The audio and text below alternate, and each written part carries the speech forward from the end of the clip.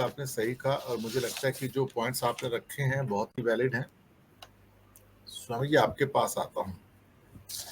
तेलंगाना से वास्तव में बुरी खबर है। जो हैदराबाद कर्नाटक के एरिया थे जहां पर कांग्रेस को बड़ी विक्ट्री मिली थी कर्नाटक में, उसके साथ जो तेलंगाना के जो डिस्ट्रिक्ट्स हैं उसमें संगारेड्डी, विकाराबाद, नारायणपेट जो हैं ये, और साथ में जोगुलांबा है, यहाँ पे एक बड़ी विक्ट्री कांग्रेस को मिलने जा रही है, जहां मेरे सूत्र जो बता रहे हैं, जो मैंने सारी रिसर्च की हुई है। इसके अलावा कमाल की बात यह कि जो डिस्ट्रिक्ट्स तेलंगाना के आंध्र से मिलते हुए हैं वहां भी इस बात की हवा है, खासतौर से उसमें भद्राद्री और खम्माम खम्माम की तो रैली बहुत बड़ी हुई थी, आपको मालूम है। और खम्माम जो है बिल्कुल आंध्रा को नेबरिंग डिस्ट्रिक्ट है, मतलब बिल्कुल टच करता है, बाउंड्री है वो एक्चुअली। और साथ में सूर्यापेट, नालगोंडा और नगर कुर्नूल जो है ये भी एक तरह से कांग्रेस के बड़े गढ़ बनते जा रहे हैं। तो ये एक तरह से कहा जाए जो एक वेस्टर्न तेलंगाना है और जो सदर्न तेलंगाना है, ये पूरा का पूरा कांग्रेस के पक्ष में जाता हुआ नजर आ रहा है। हो सकता है बीजेपी को 4-6 सीटें मिली, लेकिन वो उसको तेलंगाना की ऊपर जो आदिलाबाद, निजामाबाद, करीमनगर की सीटें हैं, जहां पे 3-4 उनकी लोकसभा की सीट भी थी, वहां पे मिल जाए। लेकिन बीजेपी का वाइप आउट होना, ये मतलब मैं ये कहूंगा कि एक किस्म से चमत्कार है। तेलंगाना ने इस ढंग से बीजेपी को साइडलाइन किया है, जबकि उसके वोट जो थे 2019 के अंदर बीजेपी के ऑलमोस्ट 17-18% के, 19% के आसपास वोट थे। सीटें तो 4 ही थी, जबकि कांग्रेस के 30% वोट थे और सीटें 3 थी, उससे कम थी, क्योंकि बीजेपी का वोट बैंक सिर्फ कॉन्सेंट्रेटेड था। तो तेलंगाना एक बहुत बड़ा सरप्राइज देने जा रहा है।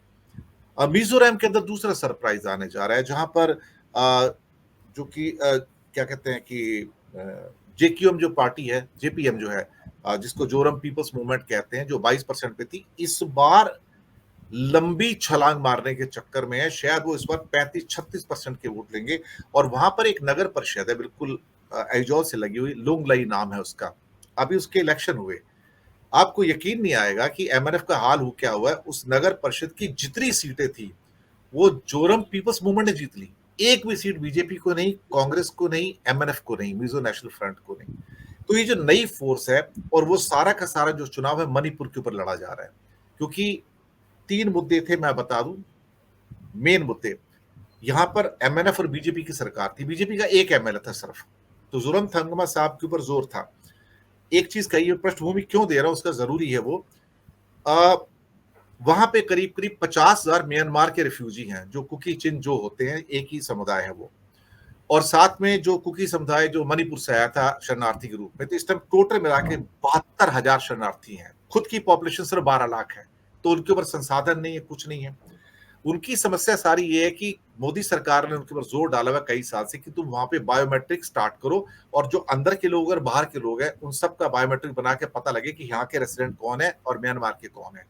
उसका विरोध हमेशा जोरम थंगमा ने किया कि मैं कभी बायोमेट्रिक होने ही नहीं दूंगा, उसने नहीं होने दी। दूसरा, सीएए वो लागू नहीं होने दूंगा। तीसरा, एनआरसी वो लागू नहीं होने दूंगा। चौथा, मिजोरम पुलिस और असम पुलिस के बीच में इतनी बड़ी झड़पें हुई कि मैं बता नहीं सकता। वो जो टफ स्टैंस है एमएनएफ का, वो मोदी के लिए परेशान करने वाला है, क्योंकि जब शरणार्थी आए थे म्यांमार से आए, तो मोदी ने कहा था कि ये शरणार्थी यहां पर नहीं आ सकते। जोरम थंगमा ने कहा शरणार्थी आएंगे, वो हमारे भाई बहन है और यहाँ रहेंगे और हमें रोटी भी खिलाएंगे, आप रोक नहीं सकते।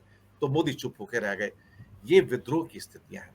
इसलिए मैंने कहा कि कई दिन से कहता आ रहा हूं आपके प्रोग्राम में, जिसमें आप मेरे साथ थे, मैं आपके साथ था, कि 40 कैंडिडेट इनको मिजोरम के अंदर नहीं मिलेंगे। तो हर जगह स्थिति क्रिटिकल है स्वामी जी, और आप तो स्वयं बहुत बड़े विद्वान हैं, जानकार हैं। बाकी राज्यों में भी हालात कुछ ऐसे ही हैं, जहां पर बीजेपी ऐसा लगता है कि आखिरी लेन में आके हांफती हुई नजर आ रही है। वो रेस होती है ना 400 मीटर की, तो सांस फूल जाती है, तो सांसें फूली हुई हैं। स्वामी जी सॉरी, मैंने लंबी पृष्ठभूमि दी है, क्योंकि मिजोरम के ऊपर थोड़ा बोलना था और तेलंगाना पे बोलना था। नहीं, देखिए दिनेश जी, वास्तविकता ये है, आज जो है ये हिंदुस्तान के अलग अलग भागों को अलग अलग विश्लेषित करने की मेरे ख्याल से आवश्यकता नहीं।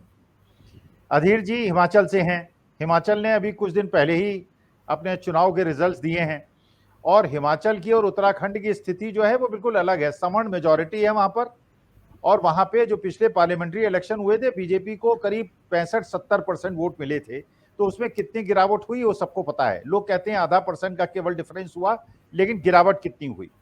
कर्नाटका के अंदर देखा जो बिल्कुल एक अलग क्षेत्र हो गया। आपने देश के अलग अलग कोनों में रिजल्ट एक ही देखा। तो मैं देख रहा हूं इस समय जो एक मार्केट सेगमेंटेशन की चीज होती है कि अलग अलग सेगमेंट जो है अलग अलग तरह से बिहेव करते हैं, वो चीज नहीं हो रही है। पूरे हिंदुस्तान में एक ही प्रकार की धारा बह रही है। और जो एक और चीज देखिए आप, जो 14 महीने पहले राहुल गांधी ने जो एक चीज जलाई वो एक स्ट्रेटेजिक मूव था, नफरत छोड़ो भारत जोड़ो। देखिए, कहने में तो चलिए कुछ लोग ऐसे हैं जो विद्वेष में बिलीव करते हैं, कुछ लोग ऐसे हैं जो विद्वेष में बिलीव नहीं करते, लेकिन जो असली मुद्दा है वो ये है कि आपने स्ट्रेटेजिकली क्या किया कि बीजेपी को जब भी, क्योंकि उनका जो स्ट्रॉन्ग पॉइंट है, जो उनका ट्रम्प कार्ड है, वो विद्वेष है, वो धार्मिक विद्वेष है। जब ये नारा आपने दिया तो जितना वो धार्मिक विद्वेष फैलाएंगे, ये बात प्रूव होगी कि वो ये कर रहे हैं और प्यार की जरूरत है, मोहब्बत की जरूरत है।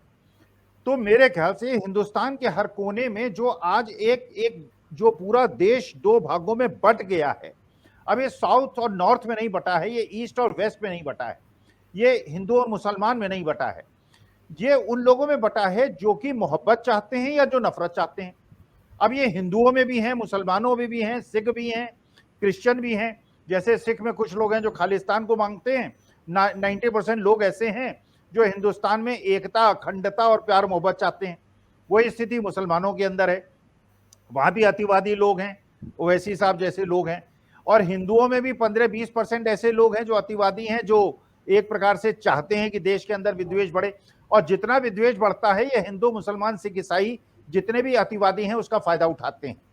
लेकिन मुझे ऐसा लग रहा है जो परिवर्तन 13-14 महीने में जो सबसे ज्यादा हुआ है वो ये हुआ है कि जो लोग राष्ट्रभक्त लोग हैं, जो कि इस देश की मिट्टी की सुगंध को पहचानते हैं, जो इस देश की असली जो आत्मा है उसको जानते हैं, वो ये जानते हैं कि हिंदुस्तान में सबको मिलजुल कर एक परिवार की तरह रहना होगा, हमारी डाइवर्सिटी को हमें स्ट्रेंथ बनाना होगा, उसको वीकनेस नहीं बनने देना है। और मुझे ऐसा लगता है कि ये संख्या धीरे धीरे बढ़ रही है। तो मैं मिजोरम को, राजस्थान को, तेलंगाना को अलग अलग नहीं देखता। जो मेरा अपना विचार है, जो मैं समझता हूं जब 3 दिसंबर को रिजल्ट्स आएंगे, ये रिजल्ट यूनिफॉर्म होंगे।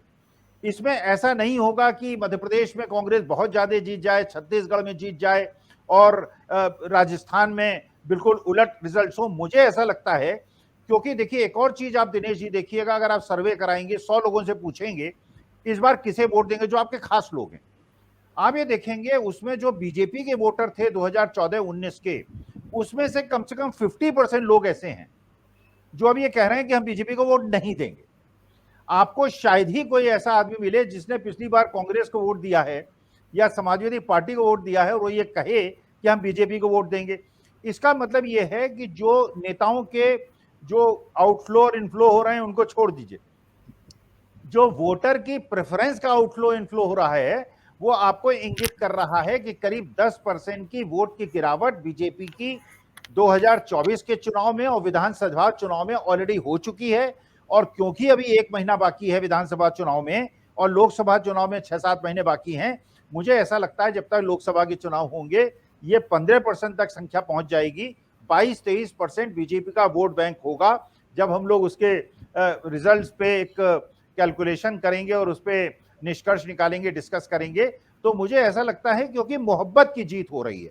जनता जो ये समझ गई है कि हमारे देश का जो मूल मंत्र है प्यार, मोहब्बत, सद्भाव, समभाव, वही संभव है। दूसरे धर्म से, दूसरी जाति से विद्वेष करके मेरा भारत नहीं पनप सकता। राष्ट्रभक्ति इसी बात पे है, हम मिलजुल कर रहें, प्यार मोहब्बत से रहें और सब अच्छे लोग एक दूसरे का हाथ पकड़ें और जो लोग अतिवादी लोग हैं जो देश को तोड़ना चाहते हैं उनको अलग थलग कर